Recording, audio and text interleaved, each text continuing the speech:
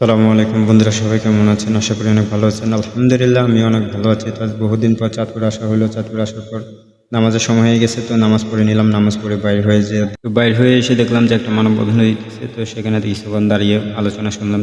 তো সেখানে কিছুক্ষণ আলোচনা শোনার পর চলে আসলাম কাচ্চি ডাইনিংয়ে। তো আমি কাচ্চি ডাইনিংয়ে আসার পর দেখলাম যে আমার মেয়েটা অনেক হ্যাপি, অনেক খুশি এবং অনেক মজা করতেছে। তো আমি পুরো ভিডিওটা করতে পারি নাই আমার কিছু ভুল বুদ্ধির কারণে।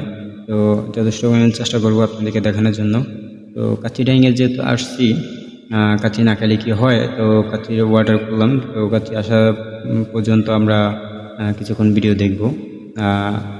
তো অবশ্যই সবাই পাশে থাকবেন।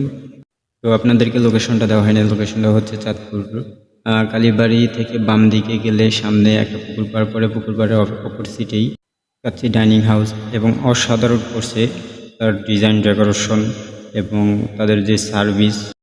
অবশ্যই লোকেশনটা আপনাদের কাছে চেনা পরিচিত, অবশ্যই ঘুরে আসবেন, দেখে আসবেন এবং কাচ্চি না খেলে তো মিস করবেনই, মাস্ট।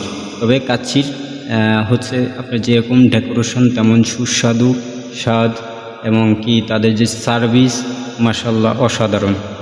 তাদের ডেকোরেশনটা অসাধারণ। তো আমরা ওখান থেকে চলে আসলাম। তো গরম গরম কাচ্চি খাওয়ার পর ওখান থেকে চলে আসলাম বড় স্টেশন। এখানে সুন্দর হাওয়া বাতাস, ঠান্ডা, এখানে ঠান্ডা হওয়ার জন্য আসছিলাম। তো দেখুন চারপাশটা খুবই ওয়েদারফুল, আর খুবই ভালো লাগতেছে যা বলার বাহিরে। এরকম ঠান্ডা হাওয়া বাতাস, হালকা রোদ, আর চারিদিকে মোটামুটি মানুষ চলার মতো। তবে আপনার মনে করেন যে ঈদের সময় গেলে তো মনে করেন যে জায়গায় পাওয়া যায় না। তবে এখন যে এরকম ঘুরে একটা মজা পাওয়া যায়, ঈদের সময় এরকম একটা ঘুরে মজা পাওয়া যায় না বা কোনো।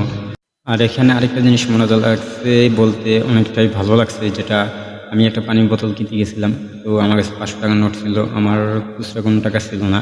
তো আমি তাকে বললাম যে ভাইয়া একটা পানির বোতল দিন আমাকে। তো উনি আমাকে একটা পানির বোতল দিছে, ওনাকে 500 টাকার নোট দিছে, উনি আমার টাকাটা রাখে নাই। কিন্তু সে আমাকে 500 টাকার নোট 5টা নোট করে দিছে, তারপরেও তিনি আমার কাছে টাকা রাখে না। বলছে যে আপনি যাওয়ার সময় আমাকে ভাঙটি করে দিয়ে যাবেন, আপনার আমার অতটুকু বিশ্বাস আছে।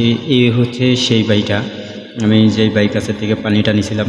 খুবই আমার দেখে মনে হচ্ছে যে উনি 5 ওয়াক্ত নামাজি। ওনাকে পরে টাকা দেওয়ার পরে উনি বলছে যে কী দরকার ছিল, আপনি পরে দিয়ে যেতেন। আমি বলতেছি যে আমি তো চলে যেতেছি, তো আপনার টাকা দিয়ে যাই। উনি বলছে আচ্ছা ঠিক আছে, সমস্যা নেই। তো ওখান থেকে চলে আসলাম। আসার পর ফরিদগঞ্জে দেখলাম একটা মিছিল হান্নান গ্রুপের। তো সেখানে দেখলাম অনেক বড় একটা জাম পড়ে রয়েছে। আমরা জামে বসে আছি। তো আমরা বসে না থেকে আমি কি করব, তাহলে ভিডিও করি।